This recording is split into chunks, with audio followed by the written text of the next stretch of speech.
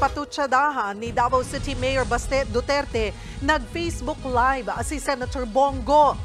Kasama rito ng senador ang ama ng alkalde na si dating Pangulong Rodrigo Duterte. Pero ang Facebook Live nito hindi tungkol sa birado ni Baste, kundi para pabulaanan ang kumakalat na ulat na pumanaw na ang dating Pangulo.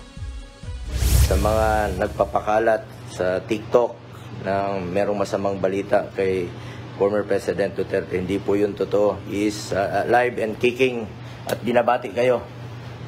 Mga kababayan ko, kumusta kayong lahat? Ako po yung matanda na. At hindi natin maiwasan yung balita na ngayon nagkasakit. Wala naman akong sakit. At feeling ko, hindi naman ako mamatay ngayon kagad.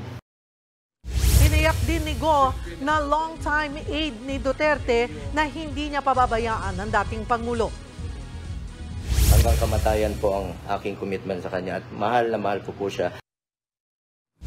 Noong Lunes, kinwestiyon ni Davao City Mayor Baste Duterte kung bakit wala raw imik si Go sa mga issue sa kanilang lungsod.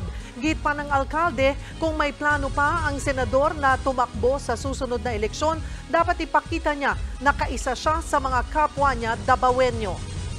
Mga kapatid, Cheryl Cosim po, huwag maging huli at maging una sa lahat sa balitaan. Para sa tuloy-tuloy na talakayan sa Frontline, mag-follow at mag-subscribe sa social media pages ng News 5.